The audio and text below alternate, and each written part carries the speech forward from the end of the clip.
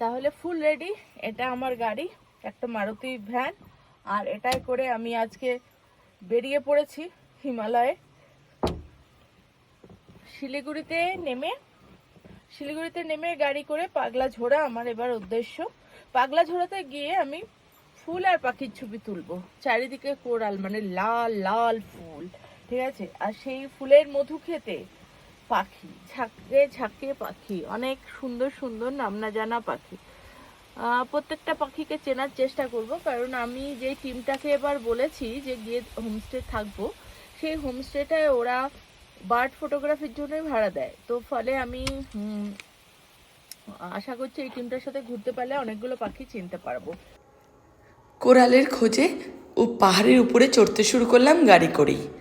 একদিকে সবুজ চা বাগান, মনোরম তার দৃশ্য। হিমালয় সত্যিই এক অপার রহস্য, মন কেড়ে নেয়।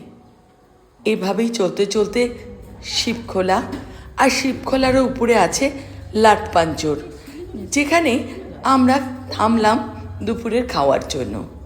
এখানে থেকেই একটা ভিউ পয়েন্ট আছে যেখানে হর্নবিল দেখতে পাবো। তবে এখানে চা খেতে বসে কিচির মিচির আওয়াজ চারিদিকে। একটু লক্ষ্য করলেই দেখতে পেলাম মাথার উপর দিয়ে পাখি উড়ে গিয়ে কোনায় গিয়ে বসছে ঘরের, আর সেখানেই ওদের বাসা। এরা হচ্ছে সোয়ালো পাখি, অনেকটা আমাদের চড়ুই পাখির মতো। এরা কিভাবে বাসা বাঁধে জানেন? স্যালাইভা দিয়ে। হ্যাঁ, স্যালাইভা, খড়, মাটি এসব দিয়ে এই যে কোনায় বাসা বেঁধেছে। প্রতিদিন একটু একটু করে এই বাসাটাকে এরা বড় করে, এবং এই বাসার মধ্যেই তারপরে চলে এদের ডিম পাড়া। ডিম ফুটে বাচ্চা হওয়া অবধি এরা অপেক্ষা করে। সোয়ালো পাখি মানুষের কাছাকাছি থাকতে পছন্দ করে, খানিকটা চড়ুই পাখির মতো।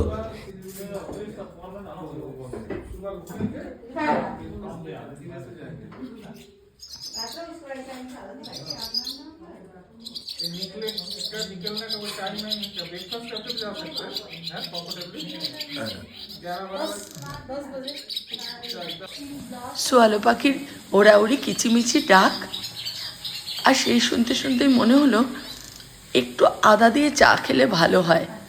আমি চা খেতে খেতেই পুরো ঘরটা একবার জরিপ করে নিলাম, পাখিরা কিভাবে বাসা বাঁধছে বিভিন্ন জায়গায়। আপনারাও আমার সাথে দেখতে পারলেন সোয়ালো পাখির বাসা। ভালো থাকবেন, আর যারা এখন আমার চ্যানেলে সাবস্ক্রাইব করেননি তারা অবশ্যই সাবস্ক্রাইব করে দেবেন। পরের ভিডিওতে আবার দেখা হবে।